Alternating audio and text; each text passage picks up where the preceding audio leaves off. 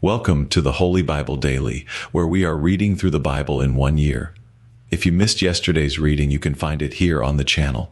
Be sure to come back tomorrow for the next day's reading. Today I am reading from 2 Samuel chapters 13 through 14 from the King James Version Bible. And it came to pass after this, that Absalom the son of David had a fair sister whose name was Tamar, and Amnon the son of David loved her. And Amnon was so vexed that he fell sick for his sister Tamar, for she was a virgin, and Amnon thought it hard for him to do anything to her. But Amnon had a friend whose name was Jonadab, the son of Shimea David's brother. And Jonadab was a very subtle man. And he said unto him, Why art thou, being the king's son, lean from day to day? Wilt thou not tell me? And Amnon said unto him, I love Tamar, my brother Absalom's sister. And Jonadab said unto him, Lay thee down on thy bed, and make thyself sick. And when thy father cometh to see thee, say unto him, I pray thee, let my sister Tamar come, and give me meat, and dress the meat in my sight, that I may see it, and eat it at her hand. So Amnon lay down, and made himself sick. And when the king was come to see him, Amnon said unto the king, I pray thee, let Tamar my sister come, and make me a couple of cakes in my sight, that I may eat at her hand. Then David sent home to Tamar, saying, Go now to thy brother Amnon's house, and dress him meat. So Tamar went to her brother Amnon's house, and he was laid down. And she took flour, and kneaded it, and made cakes in his sight, and did bake the cakes. And she took a pan, and poured them out before him, but he refused to eat. And Amnon said, Have out all men from me. And they went out every man from him. And Amnon said unto Tamar, Bring the meat into the chamber, that I may eat of thine hand. And Tamar took the cakes which she had made, and brought them into the chamber to Amnon her brother. And when she had brought them unto him to eat, he took hold of her, and said unto her, Come lie with me, my sister. And she answered him, Nay, my brother, do not force me, for no such thing ought to be done in Israel. Do not thou this folly. And I, whither shall I cause my shame to go? And as for thee, thou shalt be as one of the fools in Israel. Now therefore, I pray thee, speak unto the king, for he will not withhold me from thee. Howbeit he would not hearken unto her voice, but being stronger than she, forced her, and lay with her. Then Amnon hated her exceedingly, so that the hatred wherewith he hated her was greater than the love wherewith he had loved her. And Amnon said unto her, Arise, be gone. And she said unto him, There is no cause. This evil in sending me away is greater than the other that thou didst unto me. But he would not hearken unto her. Then he called his servant that ministered unto him, and said, Put now this woman out from me, and bolt the door after her. And she had a garment of divers colors upon her. For with such robes were the king's daughters that were virgins apparelled. Then his servant brought her out, and bolted the door after her. And Tamar put ashes on her head, and rent her garment of divers colors that was on her, and laid her hand on her head, and went on crying. And Absalom her brother said unto her, Hath Amnon thy brother been with thee? But hold now thy peace, my sister, he is thy brother, regard not this thing. So Tamar remained desolate in her brother Absalom's house. But when King David heard of all these things, he was very wroth. And Absalom spake unto his brother Amnon, neither good nor bad. For Absalom hated Amnon, because he had forced his sister Tamar. And it came to pass after 2 full years, that Absalom had sheep shearers in Baal-hazor, which is beside Ephraim. And Absalom invited all the king's sons. And Absalom came to the king, and said, Behold now, thy servant hath sheep shearers. Let the king, I beseech thee, and his servants go with thy servant. And the king said to Absalom, Nay, my son, let us not all now go, lest we be chargeable unto thee. And he pressed him, howbeit he would not go, but blessed him. Then said Absalom, If not, I pray thee, let my brother Amnon go with us. And the king said unto him, Why should he go with thee? But Absalom pressed him, that he let Amnon and all the king's sons go with him. Now Absalom had commanded his servants, saying, Mark ye now when Amnon's heart is merry with wine, and when I say unto you, Smite Amnon, then kill him. Fear not, have not I commanded you? Be courageous, and be valiant. And the servants of Absalom did unto Amnon as Absalom had commanded. Then all the king's sons arose, and every man gat him up upon his mule, and fled. And it came to pass, while they were in the way, that tidings came to David, saying, Absalom hath slain all the king's sons, and there is not one of them left. Then the king arose, and tare his garments, and lay on the earth, and all his servants stood by with their clothes rent. And Jonadab the son of Shimeah David's brother answered and said, Let not my lord suppose that they have slain all the young men the king's sons, for Amnon only is dead. For by the appointment of Absalom this hath been determined from the day that he forced his sister Tamar. Now therefore let not my lord the king take the thing to his heart, to think that all the king's sons are dead, for Amnon only is dead. But Absalom fled. And the young man that kept the watch lifted up his eyes and looked, and behold, there came much people by the way of the hillside behind him. And Jonadab said unto the king, Behold, the king's sons come, as thy servant said, so it is. And it came to pass, as soon as he had made an end of speaking, that, behold, the king's sons came, and lifted up their voice and wept. And the king also and all his servants wept very sore. But Absalom fled, and went to Talmai, the son of Ammihud, king of Geshur, and David mourned for his son every day. So Absalom fled, and went to Geshur, and was there 3 years. And the soul of King David longed to go forth unto Absalom, for he was comforted concerning Amnon, seeing he was dead.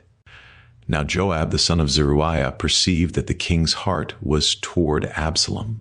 And Joab sent to Tekoa, and fetched thence a wise woman, and said unto her, I pray thee, feign thyself to be a mourner, and put on now mourning apparel, and anoint not thyself with oil, but be as a woman that had a long time mourned for the dead, and come to the king and speak on this manner unto him. So Joab put the words in her mouth. And when the woman of Tekoa spake to the king, she fell on her face to the ground, and did obeisance, and said, Help, O king. And the king said unto her, What aileth thee? And she answered, I am indeed a widow woman, and mine husband is dead.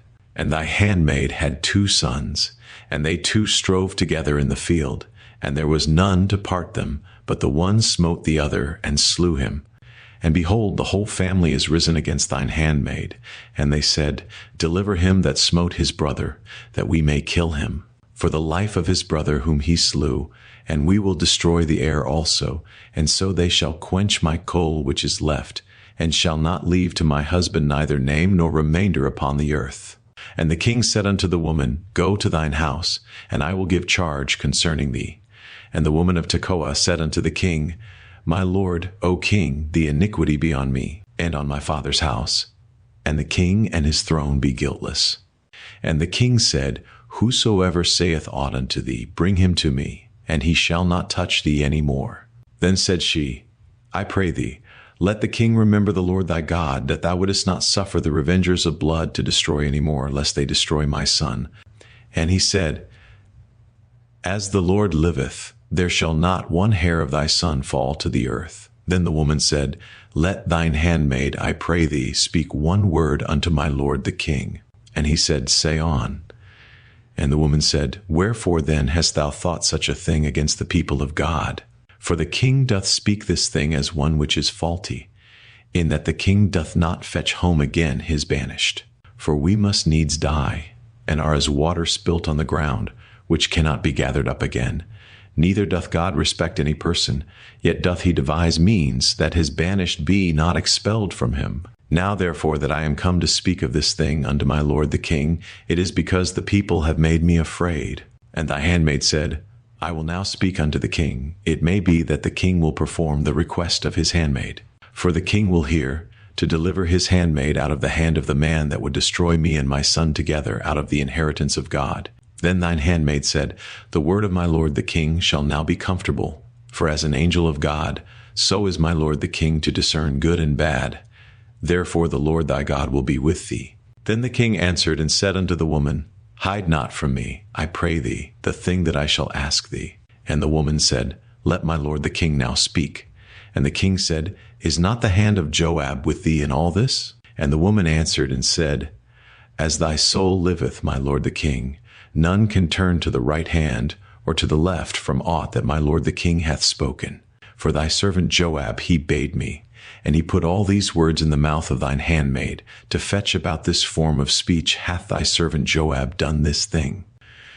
And my Lord is wise, according to the wisdom of an angel of God, to know all things that are in the earth.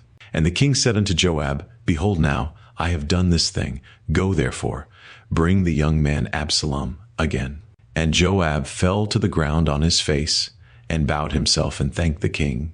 And Joab said, Today thy servant knoweth that I have found grace in thy sight, my lord, O king, in that the king hath fulfilled the request of his servant. So Joab arose and went to Geshur, and brought Absalom to Jerusalem. And the king said, Let him turn to his own house, and let him not see my face. So Absalom returned to his own house, and saw not the king's face. But in all Israel there was none to be so much praised as Absalom for his beauty. From the sole of his foot even to the crown of his head there was no blemish in him. And when he polled his head, for it was at every year's end that he polled it, because the hair was heavy on him, therefore he polled it, he weighed the hair of his head at 200 shekels after the king's weight. And unto Absalom there were born 3 sons, and 1 daughter, whose name was Tamar. She was a woman of a fair countenance. So Absalom dwelt 2 full years in Jerusalem, and saw not the king's face. Therefore Absalom sent for Joab to have sent him to the king, but he would not come to him. And when he sent again the second time, he would not come. Therefore he said unto his servants, See, Joab's field is near mine, and he hath barley there. Go and set it on fire. And Absalom's servants set the field on fire.